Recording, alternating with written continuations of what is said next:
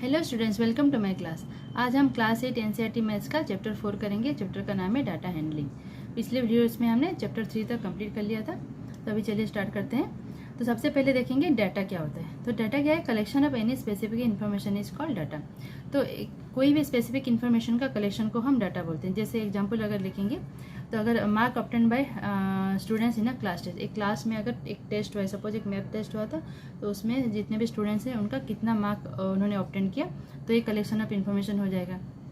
जैसे favourite games of 100 students को अगर हम पूछेंगे उनका फेवरेट गेम क्या है, तो ये भी एक कलेक्शन ऑफ इन्फॉर्मेशन हो जाएगा। या फिर run score bye a batsman in 10 matches, एक पर्टिकुलर बैट्समैन का रन स्कोर, कितना उन्होंने रन स्कोर किया इन 10 मैचेस, तो ये क्या है? कलेक्शन ऑफ इन्फॉर्मेशन है, इसको हम बोलते हैं डाटा। तो जो इन्फॉर्मेशन हम कलेक्ट करते हैं रैंडमली, उसको हम बोलते हैं रॉ डाटा। तो रॉ डाटा जो है वो अनऑर्गेनाइज्ड फॉर्म में रहता है, तो इसको अगर हम स्टडी करना चाहेंगे या फिर एनालिसिस करना चाहेंगे तो ये थोड़ा डिफिकल्ट होता है, इसलिए डाटा को ऑर्गेनाइज करना बहुत ज़्यादा ज़रूरी है। सो डाटा हैंडलिंग क्या है?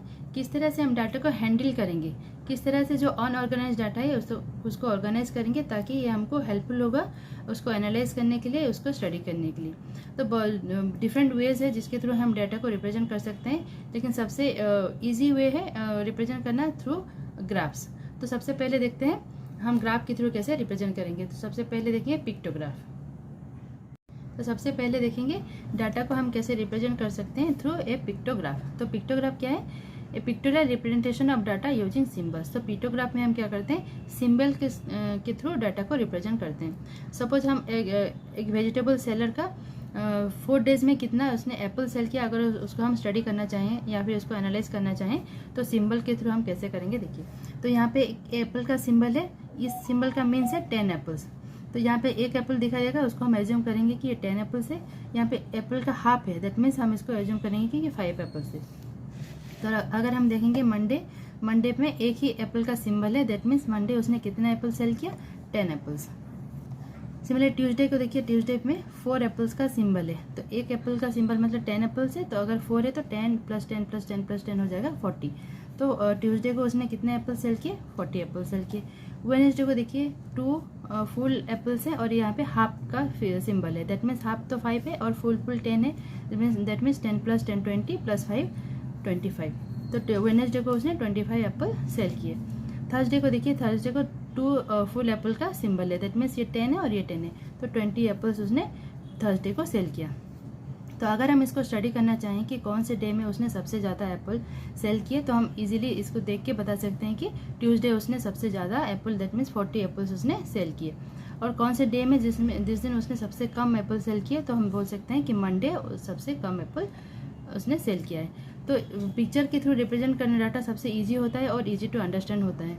तो अभी हम देखते हैं थ्रू बार ग्राफ कैसे डाटा को रिप्रेजेंट करेंगे।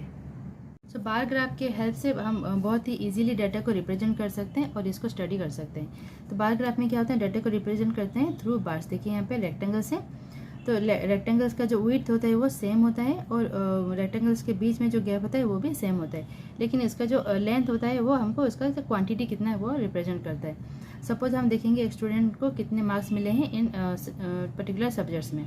तो यहाँ पे देख सकते हैं इंग्लिश में उसको 30 मार्क्स मिले हैं, मैथ्स में उसको 50 मिले हैं, साइंस में उसको 20 एंड एसएसटी में उसको 15 मार्क्स मिले हैं। तो अगर हम स्टडी करना चाहें कि सबसे ज़्यादा मार्क्स किस सब्जेक्ट में मिला है, तो हम बोल सकते हैं मैथ्स में उसको 50 आउट ऑफ 50 मिला है। कौन से सब्जेक्ट में उसको सबसे कम मार्क्स मिले, तो एसएसटी हम बोल सकते हैं क्योंकि एसएसटी में उसको सबसे कम मार्क्स आए हैं। या फिर अगर हम बोलेंगे कौन से सब्जेक्ट में उसको लेस देन 30 मिला है, तो हम बोल सकते हैं साइंस एंड एसएसटी में। तो इस तरह से बार ग्राफ की हेल्प से हम बहुत ही हमको हेल्पफुल होता है कोई भी डाटा को स्टडी करने के लिए या फिर एनालिसिस करने के लिए। उसके बाद हम देखेंगे double bar graph. Double bar graph में अगर हम डाटा को कंपेयर करना चाहते हैं, तो मान लीजिए एक ही स्टूडेंट का उसके 2 टर्म में, टर्म 1 या फिर टर्म 2 में कितना मार्क्स आए, उसको अगर हम एनालाइज करेंगे तो अलग अलग ग्राफ लेके एनालाइज करना डिफिकल्ट होता है। तो उसको हम एक ही ग्राफ में कैसे एनालाइज करेंगे, ये हम डबल बार ग्राफ के हेल्प से। तो यहाँ पे देख सकते हैं उसी स्टूडेंट का अगर ये टर्म मार्क, यहाँ पे देखिए दो बार ग्राफ हैं, 2 बार्स हैं, एक वाइट है और एक शेडेड है।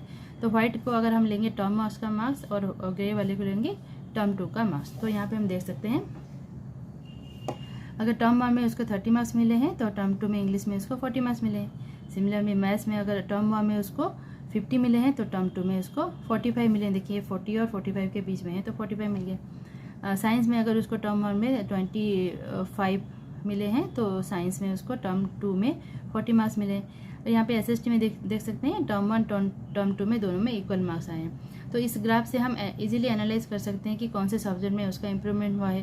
तो ये देख सकते हैं इंग्लिश में टर्म 1 में 30 था, टर्म 2 में 40 है। और कौन से सब्जेक्ट में उसका इम्प्रूवमेंट नहीं हुआ तो बोल सकते हैं यहाँ पे मैथ्स में। देखिए मैथ्स में टर्म 1 50 था, अभी टर्म 2 में उसका 45 हो गया। यहाँ पे देख सकते हैं कौन से टर्म में उसका एट पार है। तो यहाँ पे देख सकते हैं एसएसटी में टर्म 1 में जितना था टर्म 2 में भी उतना था। तो अगर हम दो डेटा को कंपेयर करना चाहते हैं तो हम डबल बार ग्राफ के हेल्प से कर सकते हैं इजीली। अभी चलते हैं पाई चार्ट पे। तो नेक्स्ट है सर्किल ग्राफ या फिर पाई चार्ट। ये एक बहुत ईजी वे है जिसके थ्रू हम डेटा को रिप्रेजेंट कर सकते हैं। तो यहाँ पे जो पाई चार्ट है उसको देख के आपको समझ में आ गया होगा हम क्या रिप्रेजेंट करना चाहते हैं। एक एग्जाम्पल के थ्रू उसको समझने की कोशिश करते हैं। देखिए एग्जाम्पल दिया है, time spend by a child during a day. एक दिन में एक बच्चा किस किस एक्टिविटी में कितना टाइम स्पेंड करा, ये इसका पाई चार्ट है। तो 1 डे में कितना आवर्स होता है, 1 डे में 24 आवर्स होता है। उसमें से उसने 8 आवर्स कहाँ पे दे रहा है, वो बच्चा दे रहा है 8 आवर्स स्लीपिंग पे दे रहा है, 4 आवर होमवर्क पे दे रहा है। देखिए प्लेइंग के लिए 3 आवर्स दे रहा है, फुटबॉल के लिए स्कूल के लिए 6 आवर्स दे रहा है और बाकी एक्टिविटी के लिए वो 3 आवर्स दे रहा है। तो इसका मतलब क्या है, जितना भी यहाँ पे 24 आवर्स में से सबसे ज़्यादा टाइम वो कहाँ पे दे रहा है, स्लीपिंग के लिए। 8 आवर्स दे रहा है स्लीपिंग के लिए। तो 1 डे का 8 आवर्स कितना पार्ट है, 1/3 पार्ट है।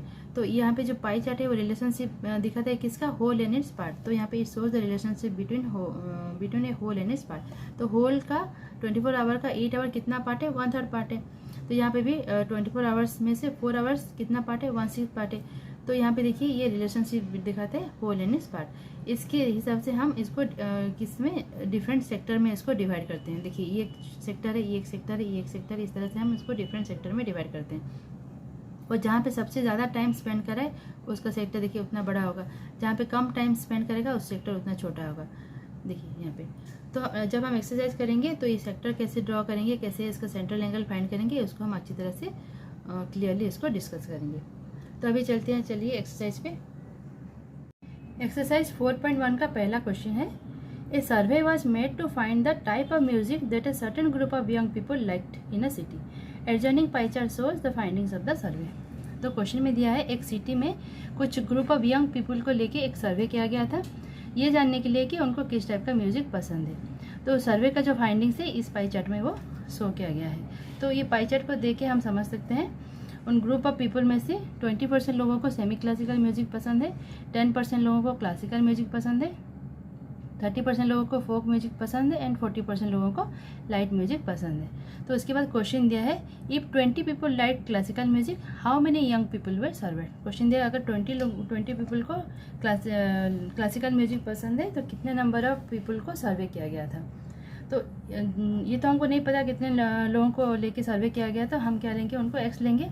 तो लिखेंगे let the number of young people surveyed is equal to x. According to the pie chart के हिसाब से देखेंगे तो कितना परसेंट लोगों को क्लासिकल म्यूजिक पसंद है। तो लिखेंगे young people like classical music is 10% of x. X का 10% लोगों को क्लासिकल म्यूजिक पसंद है, लेकिन क्वेश्चन में दिया है 20 पीपल को क्लासिकल म्यूजिक पसंद है। तो यहाँ पे लिखेंगे बट अकॉर्डिंग टू क्वेश्चन हम लिख सकते हैं 10% of x is equal to 20, 10% of x is equal to 20 हो जाएगा। That means 10% means 10/100, of means into x is equal to हो गया 20। तो यहाँ पे कट हो गया, तो x/10 इज इक्वल टू हो गया 20। That means x is equal to कितना हो गया 20 इंटू 10 इज इक्वल टू 200। तो 200 दैट मीन्स 200 लोगों को लेके सर्वे किया गया। तो हम यहाँ पे लिखेंगे hence 200 numbers of young people were served.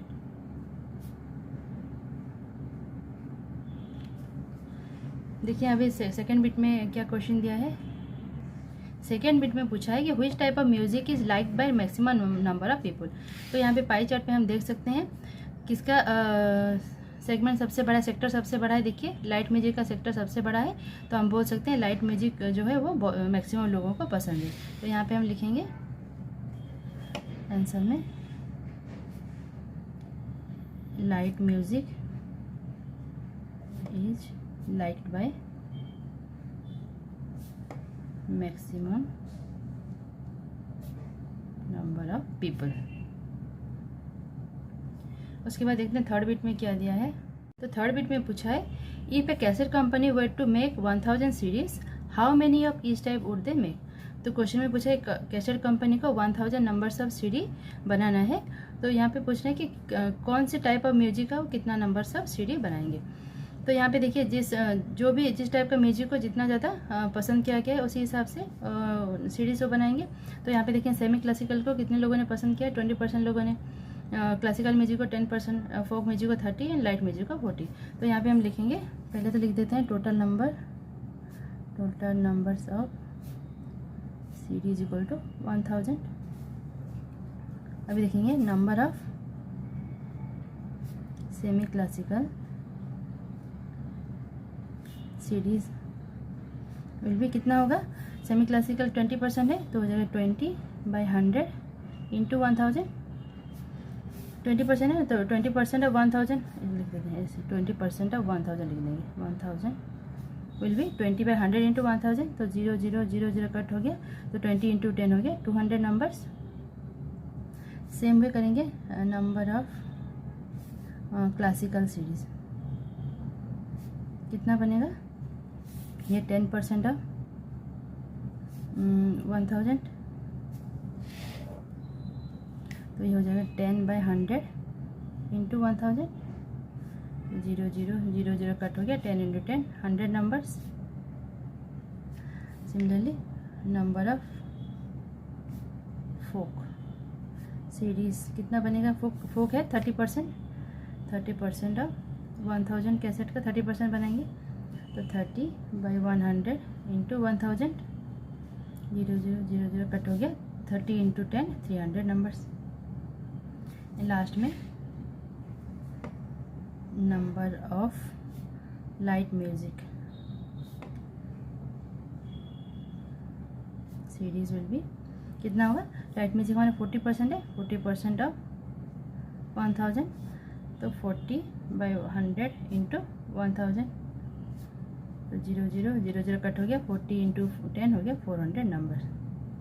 तो अभी देख सकते हैं अगर टोटल करेंगे तो 1000 आना चाहिए। देखिए यहाँ पे 200 है, प्लस 100 300 प्लस 300 600 प्लस 400 1000, तो आ गया हमारा आंसर। अभी चलते हैं क्वेश्चन नंबर 2 पे। तो क्वेश्चन नंबर 2 है, a group of 360 people were asked to vote for their favourite season from the 3 seasons rainy winter and summer. तो 360 नंबर्स ऑफ पीपल को जब उनको बोला गया कि वो वोट करेंगे उनका फेवरेट सीजन कौन सा है, out of summer season, winter season या रेनी सीजन। तो अभी देखिए उनका जो वोट का आउटकम क्या है। यहाँ पे देखिए समर सीजन को 90 वोट्स मिले हैं, रेनी सीजन को 120 वोट्स मिला है और विंटर सीजन को 150 वोट्स मिला है। तो टोटल को वोट को अगर काउंट करेंगे तो 360 होगा, क्योंकि टोटल नंबर ऑफ पीपल कितने थे 360।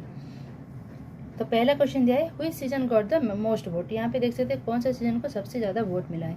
तो यहाँ पे क्लियरली पता चल रहा है हमको विंटर सीजन को 150 वोट मिले हैं। तो हम लिख सकते हैं यहाँ पे आंसर पे winter season got the most votes. Second bit में हमको दिया गया है find the central angles of each sector. यहाँ पे देखिए कौन कौन सा सेक्टर है, समर सीजन, रेनी सीजन और विंटर सीजन। तो सर्किल में 3 सेक्टर बनेगा, तो 3 सेक्टर का जो होगा उनका सेंट्रल एंगल हमको फाइंड करना है। तो सेंट्रल एंगल फाइंड करने से पहले हम क्या फाइंड करेंगे, उनका फ्रैक्शन पार्ट फाइंड करेंगे। तो पहले लिख देंगे टोटल नंबर ऑफ वोट्स कितने हैं 360। अभी समर सीजन का फ्रैक्शन पार्ट फाइंड करेंगे, तो फ्रैक्शन पार्ट ऑफ समर का फ्रैक्शन पार्ट कितना होगा। देखिए समर को 90 वोट मिले हैं, आउट ऑफ कितना 360, टोटल 360 में से उसको 90 वोट मिले हैं। दैट मीन्स वो कितना पार्ट होगा, 9 4 जा 36, तो 1/4 पार्ट हो गया, 1/4 पार्ट। सेम उसकी बात करेंगे fraction part of winter. Winter को कितना वोट मिल है, देखिए 150 वोट मिले हैं आउट ऑफ 360, तो ये कितना पार्ट होगा, 0 0 कट हो गया, 3 से 3 5 जा 15, 3 12, तो 5/12 पार्ट हो गया। सिमिलरली अभी करेंगे fraction part of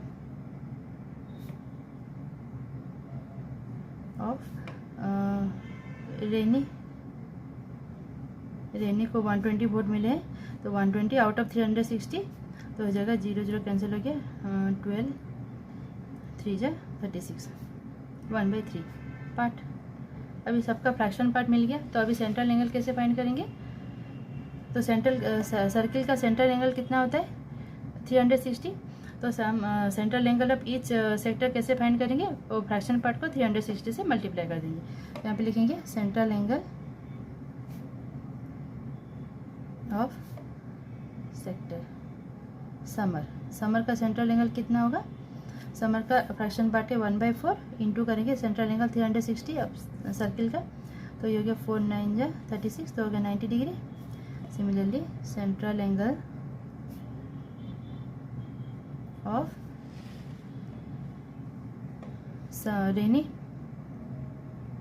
rainy season का कितना है 1/3 है, तो 1/3 इंटू 360, तो हो जाएगा 3 1 2 12 120, तो हो जाएगा 120 डिग्री।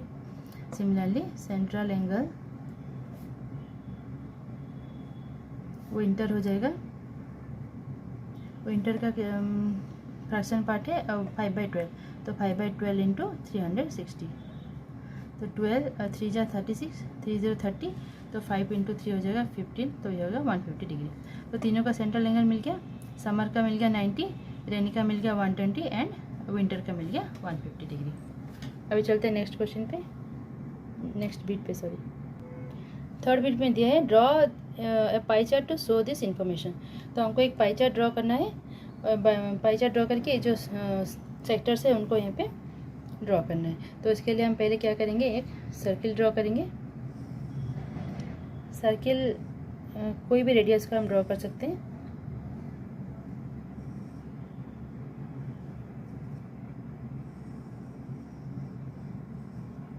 देखिए यहाँ पे एक सर्किल ड्रॉ कर दिया, सर्किल का सेंटर है ये।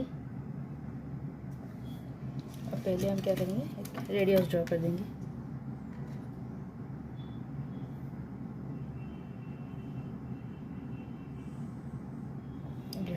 सबसे पहले हमको ड्रॉ करना है 90 डिग्री, क्योंकि समर का 90 डिग्री है, तो सबसे पहले हम सेक्टर ड्रॉ करेंगे समर के लिए। देखिए, तो इसके लिए हमको क्या करना पड़ेगा, प्रोट्रैक्टर का जो पॉइंट है वो सर्किल का सेंटर को के साथ एक कम्प्लीटली मर्ज हो जाना चाहिए। देखिए यहाँ पे ये हो गया 90 का पॉइंट। तो अभी इसको हम ज्वाइन कर देंगे। तो हमको पूरा ज्वाइन करने की ज़रूरत नहीं है, इतना तक ज्वाइन कर देंगे। तो ये हो गया हमारा 90 डिग्री। 90 डिग्री आ गया। अभी हमको 150 डिग्री ड्रॉ करना है, तो इसको थोड़ा सा टर्न कर देंगे। देखिए फिर पॉइंटर को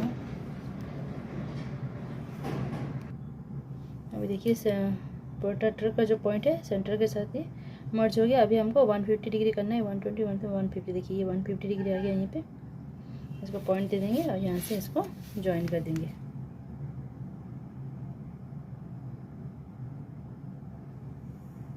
इतना फिर ये आ गया 150 डिग्री। तो ऑटोमेटिकली ये हमारा 120 डिग्री हो जाएगा, क्योंकि सेंट्रल एंगल हमारा 360 डिग्री है। अगर हम चेक करना चाहें तो चेक कर सकते हैं।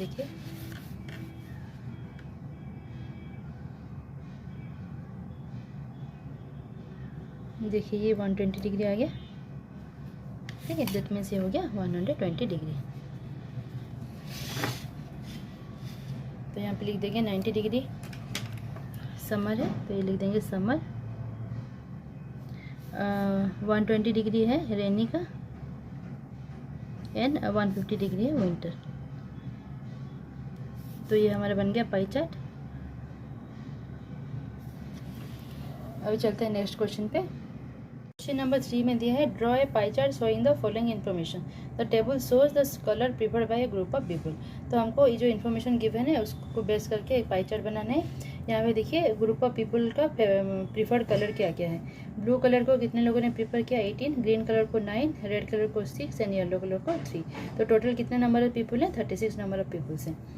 तो पहले हम पाई चार्ट बनाएंगे। पाई चार्ट बनाने के लिए हमको जो सर्किल है उसको सेक्टर्स में डिवाइड करना पड़ेगा। तो उसके लिए हमको सेंट्रल एंगल फाइंड आउट करना पड़ेगा। तो पहले लिखते हैं सेंट्रल एंगल कैसे फाइंड करेंगे। Central angle of each sector का फॉर्मूला क्या है, इज इक्वल टू पहले फ्रैक्शन पार्ट को 360 से मल्टीप्लाई कर देंगे, क्योंकि सर्किल का सेंट्रल एंगल कितना है 360। तो इस सेक्टर का हम सेंट्रल एंगल फाइंड आउट करते हैं। तो पहले फाइंड आउट करेंगे central angle of blue sector का सेंट्रल एंगल कितना होगा। पहले इसका फ्रैक्शन पार्ट कितना होगा, ब्लू को कितने लोगों ने प्रीफर किया है 18 आउट ऑफ 36। तो ये हो गया फ्रैक्शन पार्ट इंटू 360 करेंगे तो ये हो जाएगा 10। तो 18 इंटू 10 हो जाएगा 180 डिग्री। अब चलते हैं central angle of sector green. तो उसका फ्रैक्शन पार्ट क्या होगा, ग्रीन को कितने वोट मिले 9 आउट ऑफ 36। तो ये फ्रैक्शन पार्ट हो गया, इसको 360 से मल्टीप्लाई कर देंगे तो ये हो गया 10। तो 9 इंटू 10 होगा 90 डिग्री। सिमिलरली करेंगे central angle of sector red का फ्रैक्शन पार्ट कितना है, रेड को कितने लोगों ने पसंद किया 6 आउट ऑफ 36। इसको मल्टीप्लाई करेंगे 360 के साथ तो ये हो जाएगा 10। 6 इंटू 10 हो गया 60 डिग्री। अभी yellow central angle of yellow colour, yellow का कितने लोगों ने प्रीफर किया 3 आउट ऑफ 36। तो ये फ्रैक्शन पार्ट बन गया, इनको 360 से मल्टीप्लाई करेंगे तो ये हो गया 10 इंटू 3 हो गया 30 डिग्री। तो जितने भी हमारे सेक्टर हैं सबका हमको सेंट्रल एंगल मिल गया 180, 90, 60 और 30। अब हम इसको पाई चार्ट ड्रॉ करेंगे। तो सबसे पहले एक सर्किल ड्रॉ करेंगे। तो सर्किल का रेडियस कुछ भी हो सकता है।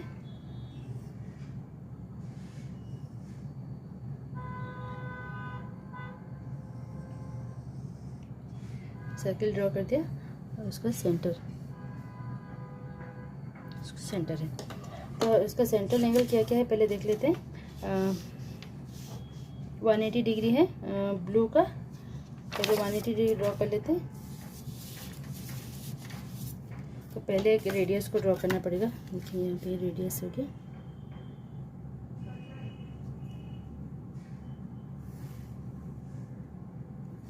तो प्रोट्रैक्टर का जो सेंटर है सर्किल का सेंटर के साथ इसको मर्ज कर देंगे। देखिए ये कम्प्लीटली मर्ज हो गया। तो 180 मतलब ये स्ट्रेट लाइन हो जाएगा, ये हो जाएगा हमारा 180। इसको ज्वाइन कर देंगे।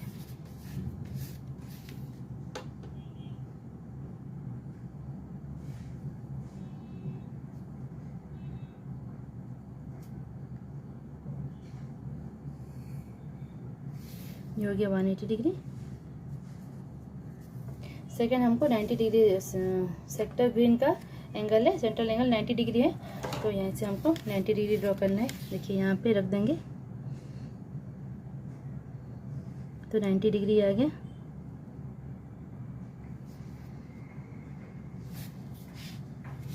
अब इसको ज्वाइन कर देंगे।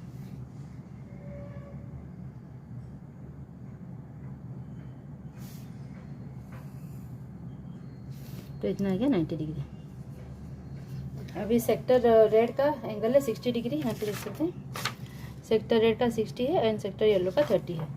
तो यहीं से हम 60 डिग्री ड्रॉ कैसे करेंगे, यहाँ पे देखिए प्रोट्रैक्टर को ऐसे रख देंगे यहाँ पे।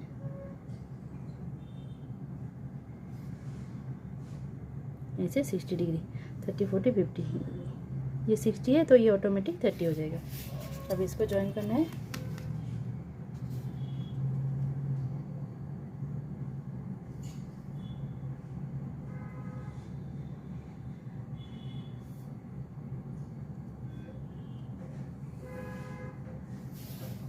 ये हो गया हमारा 60 डिग्री और ये ऑटोमेटिकली हमारा 30 हो जाएगा।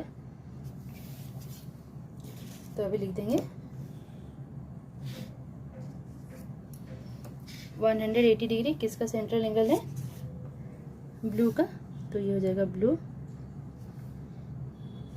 Then central angle of green है 90 डिग्री, तो ये हो जाएगा green. Central angle of red है 60 डिग्री, तो ये red. And central angle of yellow is 30 degree, तो ये हो जाएगा येलो। तो यह बन गया हमारा पाई चार्ट। अभी चलते हैं नेक्स्ट क्वेश्चन पे। क्वेश्चन नंबर 4 दिया है, the adjoining pie chart gives the marks scored in an examination by a student in Hindi, English, mathematics, social science and science. If the total marks obtain by the students were 540, answer the following question. तो यहाँ पे देखिए student का जो marks उसने obtain किया है इसको पाई चार्ट में इसको शो किया गया है। तो यहाँ पे देखिए ये पाई चार्ट है और ये डिफरेंट सेक्टर्स हैं। मैथ्स का सेक्टर है, साइंस का, सोशल साइंस, साइंस का, हिंदी और इंग्लिश को। तो यहाँ पे जो सेक्टर है उसका सेंट्रल एंगल हमको पता है। यहाँ पे दिया है स्टूडेंट का उसने कितना फुल मार्क्स स्कोर किया है 540। तो हमको क्वेश्चन दिया है in which subject did the student score 105। तो हमको फाइंड आउट करना है कि कौन से सब्जेक्ट में उसने 105 मार्क्स स्कोर किया है। तो इसके लिए एक हिंट दिया है कि for 514 marks the central angle is 360, so for 105 marks what is the central angle. चलिए फाइंड आउट करते हैं। तो हमको हिंट में दिया है for 540 marks the central angle is 360 degree, so for 1 mark central angle कितना होगा, the central angle will be 360 by 540. So for 105 marks the central angle कितना हो जाएगा, angle will be 360 divide by 540 into 105। तो 0 0 cancel हो गया। 18 2 जा 36, 18 3 जा 54, 3 से कटेगा, 3 3 जा 9, 15, 3 5 जा 15। तो 35 इंटू 2 70 डिग्री। तो सेंट्रल एंगल हमारा 70 डिग्री आ गया। तो यहाँ पे देखेंगे, यहाँ पे जो पाई चार्ट है वहाँ पे कहाँ पे सेंट्रल एंगल 70 है, देखिए यहाँ पे हिंदी में। दैट मीन्स हिंदी में उसको 105 मिले हैं। तो यहाँ पे लिखेंगे is the central angle is 70 degree. लिखेंगे द स्टूडेंट स्कोर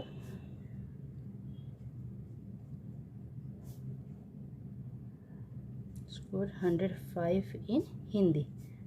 ठीक है, तो उसने हिंदी में उसको 105 मिला है, सो लिख देते हैं। तो अभी सेकंड बिट पे चलते हैं। सेकंड बिट में क्या दिया है,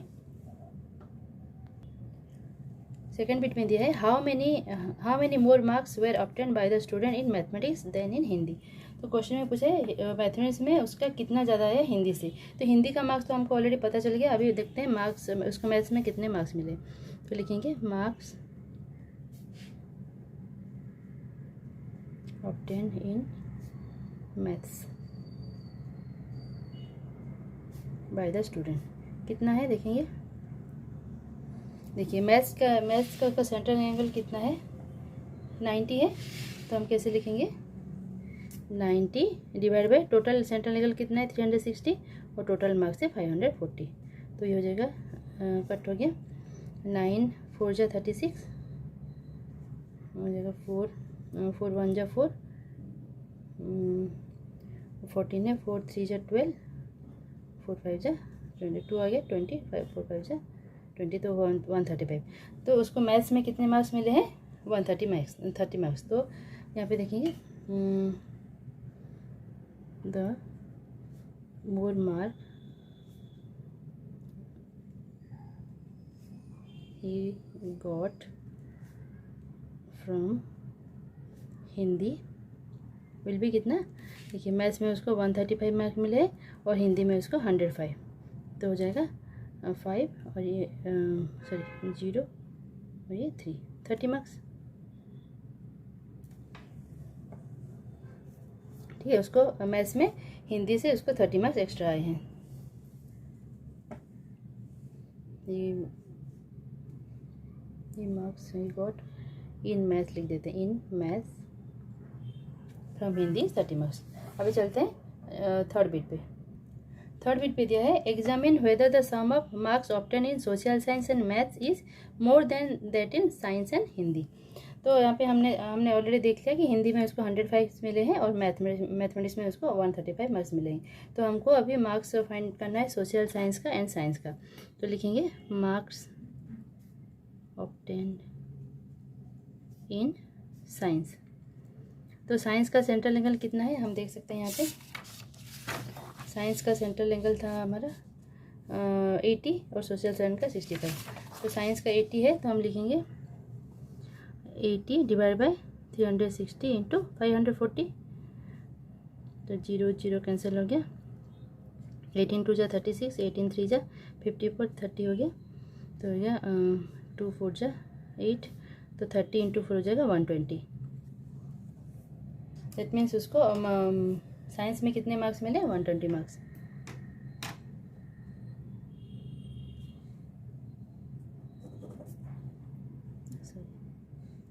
इसके बाद हम देखेंगे मार्क्स ऑब्टेन्ड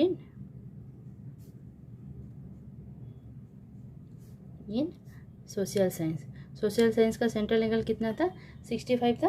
तो हो जाएगा is equal to 65 divide by 360 into 540। तो यहाँ पे 2 से कट हो गया। 18 2 जा 36, 18 3 जा 54। तो यहाँ पे ये तो कटेगा नहीं, तो मल्टीप्लाई करते हैं। 3 5 जा 15, 5 1 3 6 जा 18 प्लस 1 19 बाई 2, 195/2। तो ये हो जाएगा 2 9 जा 18, 1 5 15, 2 7 जा 14, 10 5, तो 97.5 हो गया। उसको सोशल साइंस में 97.5 मार्क्स मिले। अभी हमको देखना है कि सोशल साइंस एंड मैथ्स में उसको कितने मार्क्स मिले। तो पहले देखेंगे marks obtained in social science plus math. तो सोशल साइंस में उसको मिले 97.5, तो यहाँ पे लिखेंगे 97.5, और मैथ्स में उसको मिले थे 135, तो 135। तो ये हो जाएगा 0.5, 7 प्लस 5 12 1, 10 प्लस 3 13, यहाँ पे 1 2 32.5 इसको मिले सोशल साइंस एंड मैथ्स में। अभी हमको देखना है साइंस एंड हिंदी में। अगेन कंपेयर करना है ना, marks obtain in science plus Hindi. तो साइंस में उसको कितने मार्क्स मिले हैं, साइंस में 120, ये 120 प्लस हिंदी में उसको 105 मार्क्स मिले थे। तो ये हो जाएगा 5 2 225। तो हमको क्वेश्चन क्या पूछा है कि marks obtain in social science and mathematics is more then science and Hindi. Yes, तो सोशल साइंस एंड मैथमेटिक्स में उसको 232 मिले हैं एंड साइंस एंड हिंदी में उसको 25 मिले हैं। तो यहाँ पे लिखेंगे hence the marks obtained in social science and mathematics is more than that of in science and Hindi. आ गया हमारा आंसर। अभी चलते हैं नेक्स्ट क्वेश्चन पे। क्वेश्चन नंबर 5 दिया है the number of students in a hostel speaking different languages in is given below, display the data in a pie chart. तो एक हॉस्टल है, हॉस्टल के जो स्टूडेंट्स रहते हैं वो डिफरेंट लैंग्वेजेस में बात करते हैं। तो यहाँ पे देख लेते हैं, यहाँ पे टेबल दिया गया है कि कितने स्टूडेंट्स कौन से लैंग्वेज में बात करते हैं। तो यहाँ पे दिया गया है हिंदी कितने स्टूडेंट्स बात करते हैं 40 स्टूडेंट्स, इंग्लिश 12 स्टूडेंट बात करते हैं, मराठी में 9 स्टूडेंट बात करते हैं, तमिल 7 स्टूडेंट बात करते हैं, बंगाली में 4 स्टूडेंट बात करते हैं। तो टोटल कितने स्टूडेंट्स होंगे, टोटल 72 स्टूडेंट्स। तो हमको ये जो डाटा गिवन है उसको हमको पाई चार्ट में शो करना है। तो पाई चार्ट में डिस्प्ले करने के लिए हमको एक सर्कल को डिफरेंट सेक्टर में पहले डिवाइड करना पड़ेगा। उसको डिवाइड करने के लिए हमको सेंट्रल एंगल फाइंड आउट करना पड़ेगा। तो चलिए पहले फाइंड आउट करते हैं सेंट्रल एंगल। तो पहले लिख देंगे टोटल नंबर ऑफ स्टूडेंट्स कितने हैं 72। तो अभी सेंट्रल एंगल फाइंड करते हैं हिंदी का। तो लिखेंगे सेंट्रल एंगल ऑफ हिंदी कितना हो जाएगा। हिंदी कितने स्टूडेंट बात करते हैं 40, आउट ऑफ कितना 72, और सेंट्रल एंगल कितना है हमारा 360। तो हो जाएगा यहाँ पे 30, ये हो गया 36 से 10 हो गया, 36 2 जा 72, 220 जा 40, 20 इंटू 10 हो गया 200। तो हिंदी का सेंट्रल एंगल हो गया 200 डिग्री। इसके बाद सेंट्रल एंगल ऑफ इंग्लिश कितना होगा। इंग्लिश कितने बच्चे बात करते हैं 12 स्टूडेंट्स, आउट ऑफ 72 इंटू हो जाएगा 360। तो यहाँ पे देखिए अगेन 36 10 जा 360, 36 2 जा 72, 2 6 जा 12, तो 6 इंटू 10 हो जाएगा 60 डिग्री। अभी देखेंगे सेंट्रल एंगल ऑफ मराठी। तो मराठी में कितने बच्चे बात करते हैं 9, out of 72 into central angle को मल्टीप्लाई करेंगे 360, ये हो जाएगा अगेन 36 10 जा 360, 36 2 जा 72। तो यहाँ पे हो जाएगा, ये तो कटेगा नहीं, 2 5 जा 10, 9 5 जा 45, तो ये 45 डिग्री हो गया। इसके बाद है सेंट्रल एंगल ऑफ मराठी हो गया। अभी तमिल। तो तमिल में कितने बच्चे बात करते हैं 7 out of 72 into central angle है 360। तो ये हो गया अगेन 36 10 जा 360, 36 2 जा 72। तो यहाँ पे हो गया 2 5 जा 10, तो 3 5 जा 35 डिग्री। अभी लास्ट है बंगाली। तो सेंट्रल एंगल ऑफ बंगाली का सेंट्रल एंगल कितना होगा। बंगाली में कितने बच्चे बात करते हैं 4, आउट ऑफ 72 इंटू 360। तो हो जाएगा अगेन 10, 36 2 जा 360, 36 2 जा 72, 2 2 जा 4, तो 4 इंटू 10 हो जाएगा 40 डिग्री, सॉरी 2 ना, ये हो जाएगा 20 डिग्री। ठीक है, तो हमको सारे सेंट्रल एंगल मिल गए।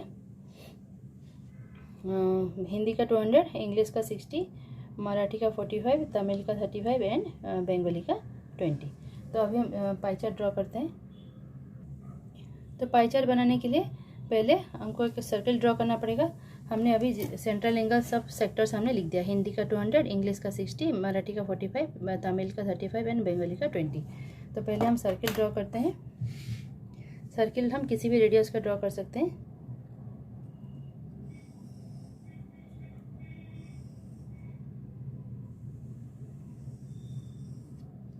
हमने सर्किल ड्रॉ कर दिया और ये इसका सेंटर पॉइंट है। तो पहले हम रेडियस निकाल देते हैं, रेडियस ड्रॉ कर देते हैं। ये हो गया हमारा रेडियस। पहले हम कौन सा डिग्री करेंगे, पहले इजी वाला 60 कर लेते हैं। तो यहाँ पे प्रोट्रैक्टर का सेंटर को सर्कल के सेंटर के साथ मर्ज कर देंगे। देखिए पूरा कोइंसाइड कर रहा है सेंटर। अभी हम 60 डिग्री यहाँ पे पॉइंट करेंगे। ये हो गया 60 डिग्री। तो इसको अभी ड्रॉ कर देंगे।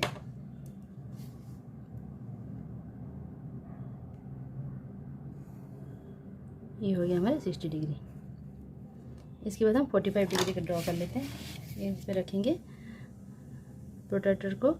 यहाँ पे देखिए पूरा सेंटर सर्कल का सेंटर और प्रोट्रैक्टर का सेंटर को मर्ज कर देंगे। तो यहाँ पे हो जाएगा ये 40, ये 45।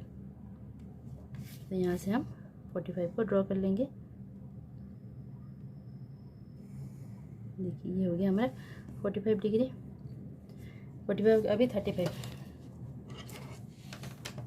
तमिल हो गया हमारा 35। यहाँ पे चलिए थोड़ा सा रोटेट कर देते हैं। अगेन देखिए प्रोट्रैक्टर का सेंटर और सर्कल का सेंटर मर्ज हो गया। तो 35 30 40 के बीच 35। तो यहाँ से इसको ज्वाइन कर देंगे। ये हो गया हमारा 35 डिग्री।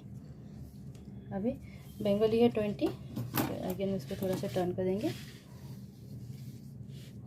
यहाँ पे रखेंगे प्रोट्रैक्टर, और यहाँ पे से देखिए मर्ज हो गया पूरा 20 डिग्री, ये है 20। तो यहाँ से इसको मर्ज कर देंगे। देखिए ये आ गया हमारा 20 डिग्री। तो रिमेनिंग हमारा कितना बचा, 200 डिग्री। तो देखिए ये 180 से तो ज़्यादा होगा ना, तो 200 देखिए ये 180 से ज़्यादा ही होगा। यहाँ से यहाँ ये 180 हो गया, यहाँ तक ये 180 होगा, और यहाँ से ये 20 डिग्री हो जाएगा। तो रिमेनिंग हमारा हो जाएगा 200 डिग्री।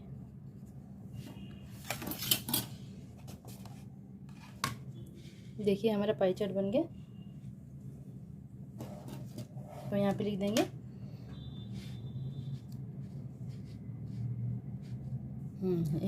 हिंदी का सेंट्रल एंगल है 200, तो ये हो जाएगा हिंदी। यहाँ पे 60 किसका है, इंग्लिश का, तो हो जाएगा ये इंग्लिश। 45 है मराठी, तो ये हो जाएगा मराठी। देन 35 है हमारा तमिल, तो ये तमिल। एंड बंगाली है 20, ये तो हो जाएगा हमारा 20 डिग्री। बंगाली हमारा 20 है ना, तो ये हो गया 20।